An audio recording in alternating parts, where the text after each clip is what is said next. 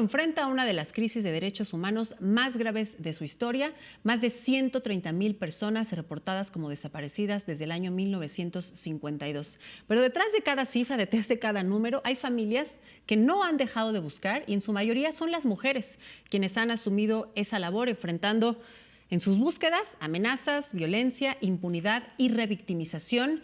Y esta es la realidad que documenta Amnistía Internacional en su informe Desaparecer otra vez. Como parte de las acciones para visibilizar la situación que enfrentan particularmente las mujeres en las familias buscadoras, la organización realizará en el metro de la Ciudad de México, mucha atención a quienes se mueven por este sistema de transporte, la campaña Gol por las mujeres buscadoras. Habrá actividades participativas, talleres y espacios de reflexión para sensibilizar a la ciudadanía sobre la gravedad de esta crisis.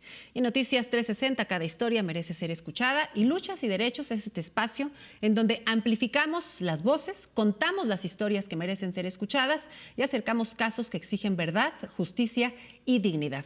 Precisamente para hablar de la situación de las mujeres buscadoras en nuestro país, esta tarde le damos la bienvenida a Edith Olivares. Ella es directora ejecutiva de Amnistía Internacional, Sección México. Muchísimas gracias. Es un privilegio que estés con nosotros esta tarde, Edith. Muy buenas Bienvenida. tardes, Alejandra. Buenas tardes también a toda tu audiencia y un saludo para las familias de las más de 135,000 ya personas desaparecidas en México. Presentaron durante este mes de julio este informe Desaparecer otra vez, para retratar la realidad particularmente de las mujeres buscadoras. Sabemos que hay familias buscando por completas hijos, hermanas, nietos. Las mujeres se enfrentan una peculiaridad respecto a las violencias de desaparecer otra vez. Sí, fíjate, Alejandra, que nosotros lo que tenemos es un proyecto a nivel regional en las Américas que pone foco en las personas que buscan.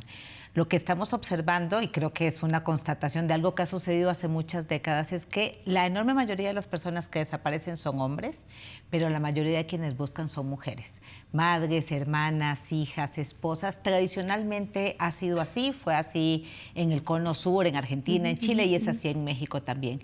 Y en este informe nosotros lo que hacemos es documentar, con base en más de 660 mujeres a las que entrevistamos, mujeres que buscan a familiares desaparecidos en México, qué es lo que ellas están enfrentando.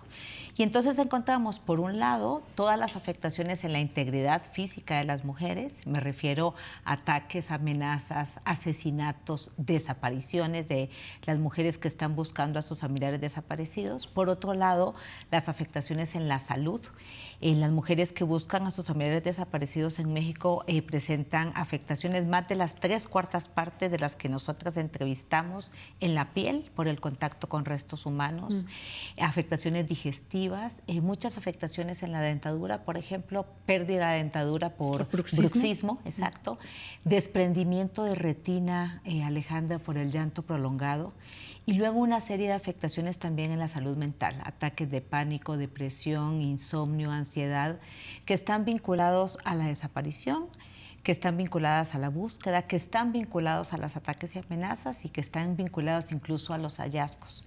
Yo creo que un elemento muy importante recordar, Alejandra, es que México es uno de los pocos países en el mundo en donde las familias están buscando por su propia cuenta, están buscando en expedientes, están buscando en centros penitenciarios, están buscando en las calles, pero también están cavando fosas clandestinas, están buscando ellas y están encontrando. Hay estados como el estado de Guanajuato, Alejandra, en donde en el año 2024 una sola colectiva, la colectiva Hasta Encontrarte, que tenemos el gusto de acompañar nosotras desde Amnistía Internacional, encontró más personas desaparecidas, más restos, que el Estado, que la Comisión Estatal de Búsqueda. Esa es la realidad que estamos viviendo. ¿Por qué son las mujeres quienes terminan buscando? Esto nos habla también de otro patrón de violencias casi invisibles. Sí, hay un elemento estructural, y es que las mujeres tradicionalmente hemos estado a cargo no solamente de las tareas de cuidado, sino de la manutención de la familia, es decir, de la unidad familiar. Y entonces lo que observamos es que las familias toman algunas decisiones, no necesariamente racionales o explícitas, de delegar en las mujeres la búsqueda. Otro elemento importante es que, como la mayoría de quienes buscan, de quienes desaparecen, son hombres, entonces las mujeres, es decir, sobre todo madres, esposas, son quienes les están buscando porque son ellos los que desaparecieron. Y hay un elemento también de alguna racionalidad de la familia en que Otras personas frente a la desaparición tienen que hacerse cargo de la manutención de la familia. Y entonces esto también incide en un elemento importante que es el empobrecimiento de las mujeres buscadoras, porque ellas en muchas ocasiones dejan su labor remunerada o no la tenían, pero además tienen que incurrir en gastos. Es decir, ellas compran los picos, las palas, pagan el transporte para las diligencias. En algunos estados como Guerrero, cuando las familias llegan a denunciar, incluso tienen que pagar la prueba de ADN. Entonces, es decir, la labor de búsqueda es también una labor en que hay un gasto para las mujeres. Entonces, también documentamos en el informe este elemento del empobrecimiento de las mujeres buscadoras. ¿Qué pasa con las mujeres buscadoras, jefas de familia, que carecen de una red de apoyo, que quizá tienen otras hijas e hijos pequeños que requieren también de su cuidado y que no cuentan con estos recursos para pagar sus palas, sus picos, estas pruebas de ADN o incluso pagar el pasaje o el transporte para ir a una fosa clandestina a rascar entre la tierra y buscar? Fíjate que esto es un elemento muy importante porque en el país, cuando nosotras hicimos el informe, nosotros lo empezamos a hacer hace 2 años, había más de 200, casi 300 colectivos de buscadoras, ahora hay miles de colectivos porque además se ha incrementado muchísimo la cantidad de personas que desaparecen. Y cuando las mujeres se conocen y se forman en colectivas, cuando van a la fiscalía, porque se conectan por redes sociales, de manera que tenemos mujeres que están buscando a sus familiares y a los familiares de otras personas, a nuestros desaparecidos, ¿no? Son tantas las personas desaparecidas, Alejandra, que probablemente en este país todas las personas o tenemos un familiar desaparecido o conocemos a alguien que tiene un familiar desaparecido. Y la verdad es que la esperanza en este momento de encontrar a esas 135,000 personas está en esas mujeres, no está en el Estado mexicano, porque el Estado mexicano no está buscando a las personas. En México tenemos una crisis de desaparición, como bien decías tú al inicio, tenemos una crisis de búsqueda y tenemos una crisis de identificación humana, porque al lado de estas 135,000 personas desaparecidas, hay más de 72,000 cuerpos sin identificar que están bajo la custodia del Estado. Entonces, ¿qué pasa cuando las personas no pueden buscarlos por ellas mismas? Pues buscan colectivas, pero también te quiero decir que hay toda una red de colectivas buscando a sus propios familiares y a los familiares de otras personas. Me muestran en este informe algo que lo refieren ustedes como la interseccionalidad. No es lo mismo ser una mujer buscadora adulta mayor que una mujer indígena, que una madre autónoma. Efectivamente, fíjate que nosotras lo que encontramos es varios elementos importantes. Uno es quiénes desaparecen en México, y en realidad en México desaparecen personas de las periferias, de las zonas empobrecidas del país, de los territorios que están azotados por el crimen organizado y la violencia que se ha desatado en el país en los últimos 20 años. Entonces, quienes les buscan también son esas personas, y encontramos que hay un cruce entre factores étnicos, entre factores de clase social y la búsqueda de personas. Y lo ilustra muy bien uno de los casos que tenemos documentado en el informe, 2 diría yo al menos. Uno de ellos es de una mujer indígena en Guerrero, que denota muy claramente lo que significa para una comunidad que está azotada por el crimen organizado, como es toda la zona de la montaña de Guerrero, y lo que significa para estas mujeres empezar la búsqueda con esas condiciones de aislamiento. Y es el caso también de la señora Mari, que es una mujer hondureña que busca a su hijo desaparecido aquí en México, y todo lo que le significa a una mujer, en este caso centroamericana, venir a buscar a su familiar a México y las dificultades que enfrenta. Obviamente hay una serie de factores que se cruzan, y por eso hablamos de esa interseccionalidad, en donde está el factor género, porque son mujeres, en donde está el factor edad, porque muchas de ellas son madres o abuelas ya, digamos, con edad avanzada y con otros padecimientos de salud, y lo que implica también la pobreza y la condición de empobrecimiento en que les coloca también la labor de búsqueda.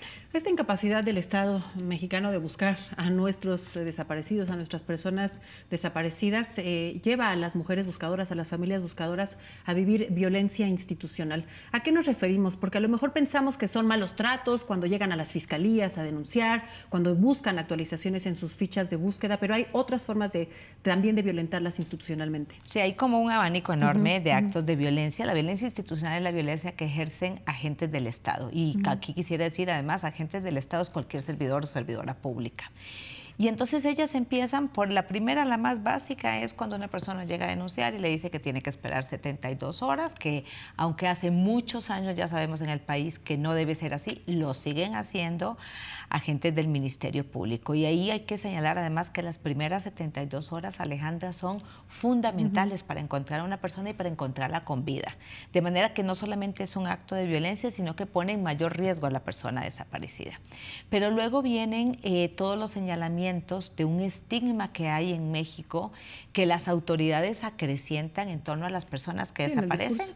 Exacto, y a las personas que buscan. Y yo aquí me permito señalar cuando autoridades del más alto nivel del Estado mexicano dicen que quién sabe quién las financia, o que en este país no existe la desaparición forzada. O se fueron forzada, de parranda. o que se fueron de parranda, o que se fueron con el novio, están de alguna manera también haciendo, digamos, permitiendo y autorizando a que autoridades de más bajo nivel o servidores y servidoras públicas, que son los primeros respondientes, también tengan estos actos. Pero además muchas de las mujeres buscadoras son atacadas y amenazadas por los propios servidores y servidoras públicas, Alejandra, así lo señalan en nuestro informe, porque hay muchos lugares aquí en el país donde hay una colusión entre quienes desaparecen, que pueden ser agentes privados, incluyendo crimen organizado, y agentes estatales. Y por eso es que señalamos que en este país sí hay desaparición forzada. ¿Cómo negarlo con más de 135,000 personas desaparecidas? Esto es lo que se retrata en Desaparecer otra vez, este informe de Amnistía Internacional, violencias y afectaciones que enfrentan las madres buscadoras, las mujeres buscadoras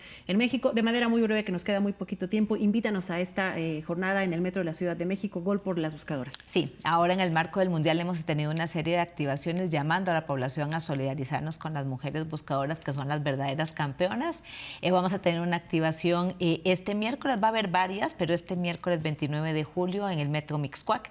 Ahí vamos a estar. Es una activación en donde las personas intentan meter 3 goles y les damos una playera sobre las mujeres buscadoras. Si meten los 3 goles, tenemos también un balón que habla de las mujeres buscadoras, y el llamado es a firmar una petición que tenemos en Amnistía Internacional. Junto con el informe lanzamos una campaña que se llama Buscar sin Miedo, y la petición al Estado mexicano es muy básica y es una petición de proteger a las mujeres buscadoras. El informe, Alejandra, lo pueden encontrar tu audiencia también en la página de Amnistía Internacional, que es www.amnistia.org.mx. Ahí está también la petición, y bueno, un llamado también para que nos sigan en redes sociales. Somos Amnistía México. Ahí están apareciendo en las pantallas. Invitamos a la audiencia a consultar las redes sociales y bueno, pues si es su deseo firmar esta petición, esta carta. Muchísimas gracias, Edith Olivares. Muchísimas gracias, Alejandra, y un saludo, insisto, a todas las mujeres buscadoras que son nuestras campeonas. Bienvenidas siempre. Muchísimas gracias.